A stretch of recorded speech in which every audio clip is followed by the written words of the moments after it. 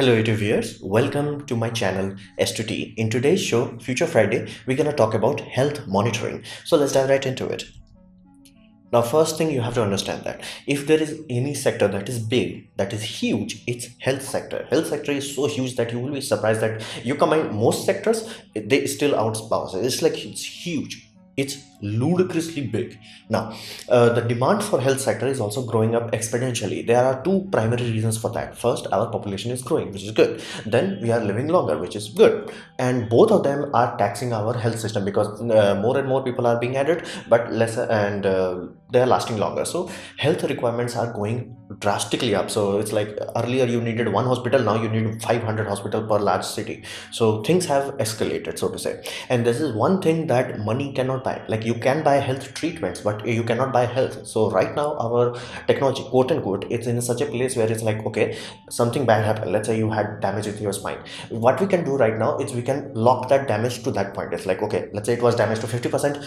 It's not gonna get any more damage. We're gonna stop it there. You have blood pressure, we cannot fix it, but we can lock it down to that level. It's like, okay, it's not gonna get any worse and you're not gonna go basically die because of that. So we reached that point. However, we cannot go to like, okay, you have this issue, we're gonna fix it. We are not there yet. That is why people specify money cannot buy health, even though it can buy the best doctor there is.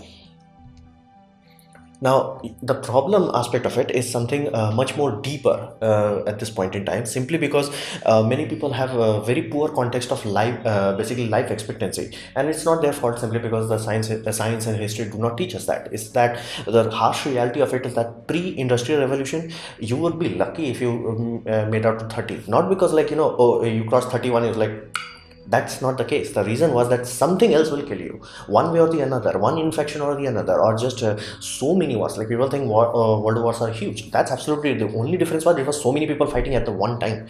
Now before that, before you go before World War era, hundreds of people were fighting. Millions of wars were happening. It was just small scale every town. Like your town could be sieged one day and it could be sieged again, like 2 years down the road or 8 years down the road. So death was everywhere. So our mathematical mean average was 30 years, roughly say. And that is why you hear people say like 30 years is one, quote unquote, one generation. Then industrial revolution happened, the people dying started to slow down, then we started to pull up, then vaccines got introduced. So over let's say 1500 years, we went from 30, that 30 to 60 took the longest, from 60 to 90. Right now in that phase, at aka 90-year phase, we are living very long life. So we tripled our life expectancy in like very quickly, because vaccines and better medical care allowed us to live ludicrously long very quickly. So like literally during India's independence, the average expected lifespan of Indians were around 70. Right now it's around much higher than that. So we are living very long life and tangibly longer life.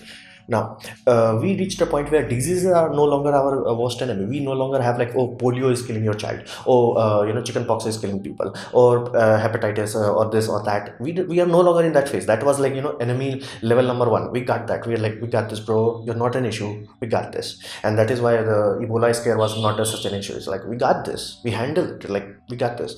However, the biggest issue right now, medically speaking, is our breakdown. Basically, our body is same architecture as chimpanzees and apes and all that. So problem is inherently it's not designed to last 100 years. So things breaks down. Like I give you a simple example. What broke down inside me is my spine.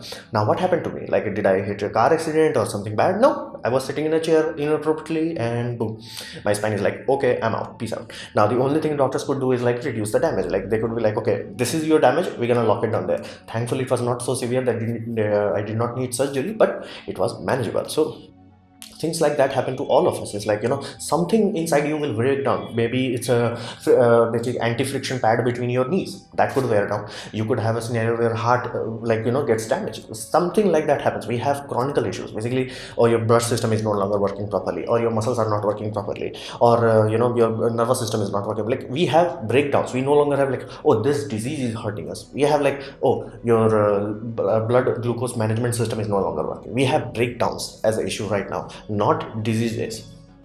So what does that lead us to? Basically, if you are in a scenario where you don't have diseases to deal with, you have a very slow and painful old life ahead of you. Basically, you must have seen this right now. It's like you have some old people who are like, they're living, but it's not living, so to say. It's like, do you really want to live like that? Like if I showed you the people like, old and basically aged kind of scenario, many people will be like scared of it. It's like, dude, I don't want to be in that position.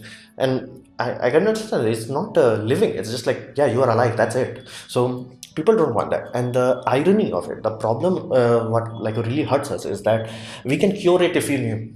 Basically, at this point in time, as a human, as a species, as a medical technology, we are like, we can solve everything. It's like, to give you a simple example, HIV, again, ask your doctor to double check it. HIV is curable if you know when you were infected. Basically, let's say you went into blood bank and they give you a blood and like something happened, or you found out next day in the news that that blood was infected and all that. You went to a doctor, they run some tests like, bro, you have I think HIV is there. So you are done? No. We can be like, okay, we're gonna flush your system. There is a whole procedure for that. If it is done with like exposure is accurate, you must know when you got infected. And there is a very tiny window, it's like 72-hour long window.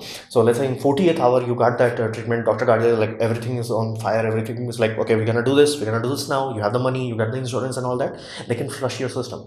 To give a context for that, that means you will not have HIV. Basically, that one flushing will take care of it. You no longer will be lifelong medication on HIV. So we know that. Like imagine every Tom, Dick and Harry can do that. Like you got infected, or you even think there is a probability of that. Or after every intercourse, you can be like testing. Okay, there is a probability. I'm getting my system purged. Like literally, we can in let's say 10-20 years we can remove HIV. So we have that technology. Blood pressure. If you knew blood pressure is happening before your body is damaging, if medication is applied at that point before it gets permanently damaged, it's like ain't nobody got time for that. It's like and same happens with the spine damage. It's like, oh, your back pain is starting to happen, and you can instantly detect, okay, there is some serious damage here. You can easily go to a doctor. The doctor can recommend you some exercise that can stretch away your bones, and like if there is an issue, inflammation and all that, they can deal with it right there, and it's quite amazing. So that's the painful part. It's like we can make our lives much more smoother if we knew it. Basically, right now we don't have issues like, oh, you got this infection in your tongue. It's like, yeah, your heart is failing. Oh yeah, your blood system is not working. Oh, your glucose system is not working. Your insulin architecture is not working. You get there. Like we have so many breakdowns, and many of the breakdowns are fixable if we knew it early. Like when I was in school, cancer equals death. Right now, 2 members of my family got cancer, and it was like, yeah, dealt with. Because even though it was quote unquote late diagnostics, we still reached a point where it was like not too late, so it could be managed. That's the irony of it. It's like we can solve so many problems if we knew. Knowledge is the key here. So the biggest trend at this point in time is that diagnostic.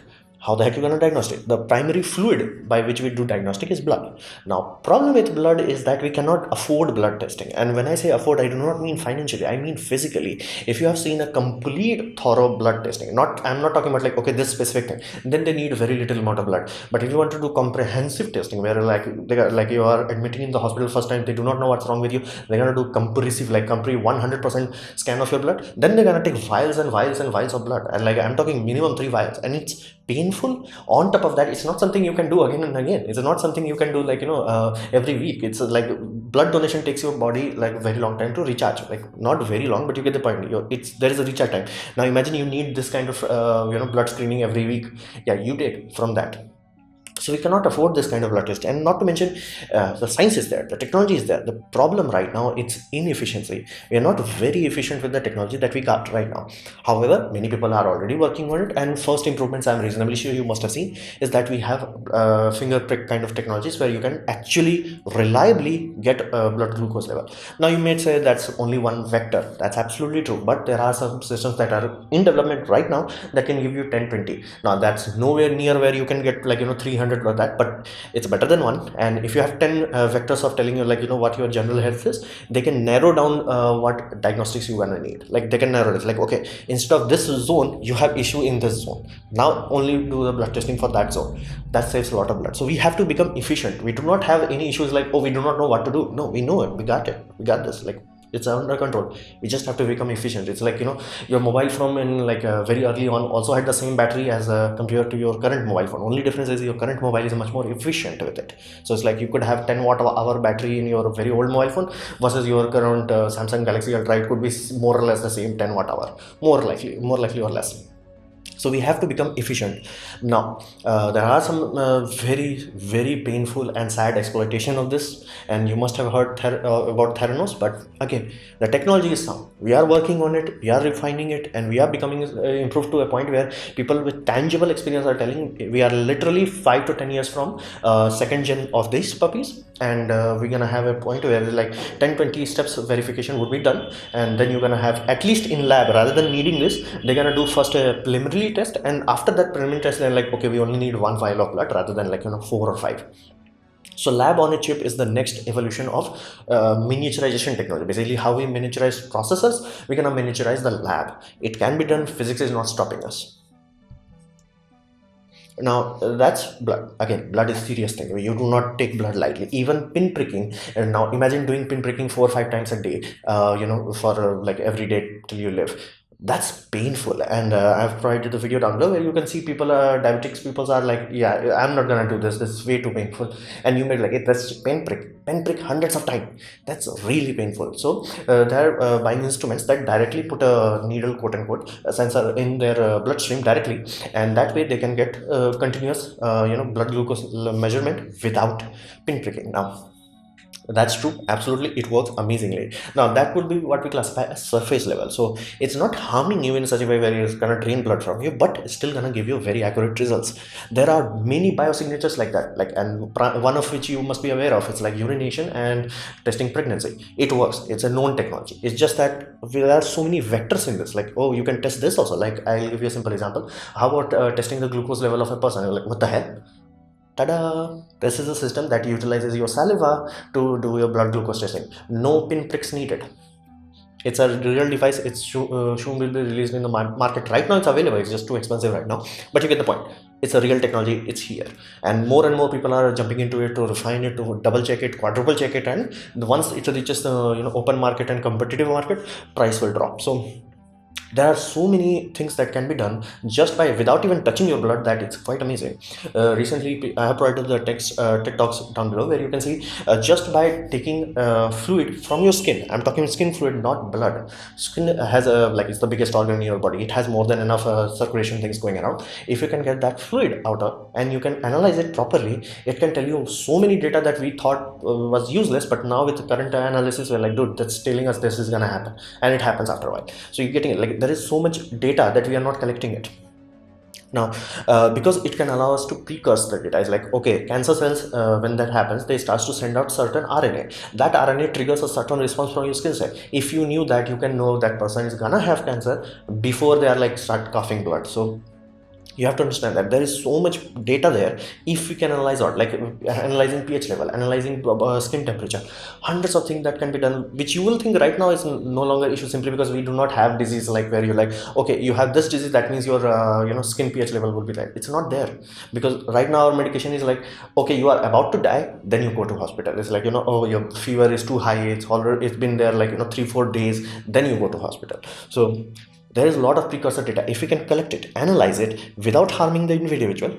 And I'll give you a simple example like this Philips right now available. It's something that there is a very good chance one of you may have used it. If they're gonna give you this patch, and it's non-invasive, there is no needle in this. It's that they just patch it there, and the whole data is relayed to the hospital medical system, and all it does is like measures your heart rate, accelerometer, and all that jazz. What does that mean? That simply means if the patient starts to suffer a stroke, you can be instantly sure. Like you do not have to be like somebody sees it, or if the person presses something, or the blood oxygen level goes down too low, then the alarm triggers. This will detect as it's happening. So benefit of that, it will reduce the time of doctor to the patient. That gap will be less. Instead of 10 minutes would be 1 minute. That is life saving. So this sort of devices are already in hospitals. Already people are using it. So imagine we collect insane amount of data out of it, like gigabytes per second kind of data out of it, and combine all of them. What can we do with them? So right now, this technology can allow us a very good early warning system. Now, we are talking about data, and you have to understand that if you had any people who are dealing with diabetes, especially children, you must know the headache of dealing with, like, noting it down anywhere reliable. You have to note it down because you have to show it to the doctor. It's like, throughout the week, that's how my kids are performing, and you can find out, like, hey, in Saturday, Sunday, they are not doing too much, so your blood sugar level is off balance, or something like that could be found there. You have to know this, like, you have to collect data over a period of time. Now, if you are talking about this kind of instrument that can be quote unquote automated, that can be on your body all the time, 24/7, you're talking about data bandwidth will go from, like, okay, your body temperature every 2 hours to, like, body temperature 24/7.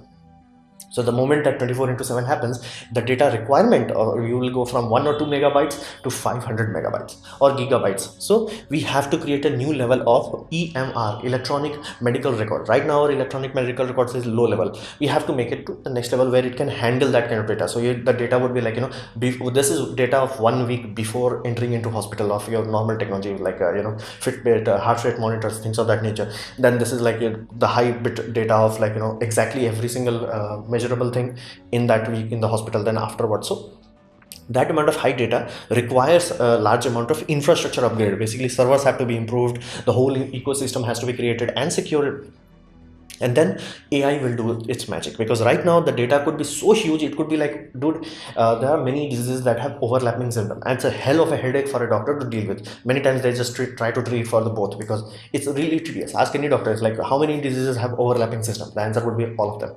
So imagine AI goes through all this kind of, this is an imaginary scenario, but let's say it finds out, like, pH level on this disease would be 1% lower than this disease. That would be amazing. That would be like, whoa. Like, if you can narrow down false positives, if you can narrow down, like, this exact disease, I am reasonably sure you have it, you can make your treatment fine tuned.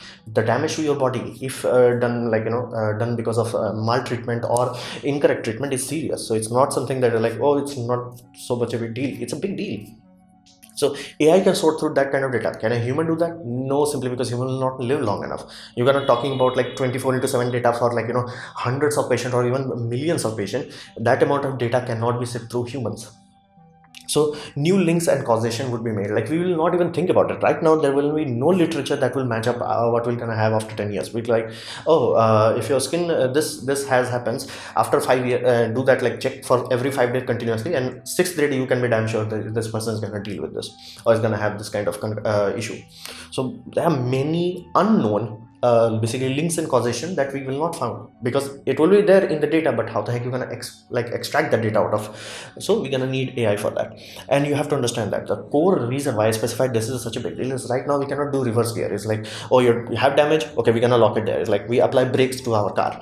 Once we do that, once we reach to a point where we can do prediction, we can apply reverse gear, quote unquote. Basically, what you're doing is, before the car accident happens, you apply brake before that. It's like your mobile phone is gonna remember, hey bro, I think your liver is, like, acting up, please go to a doctor.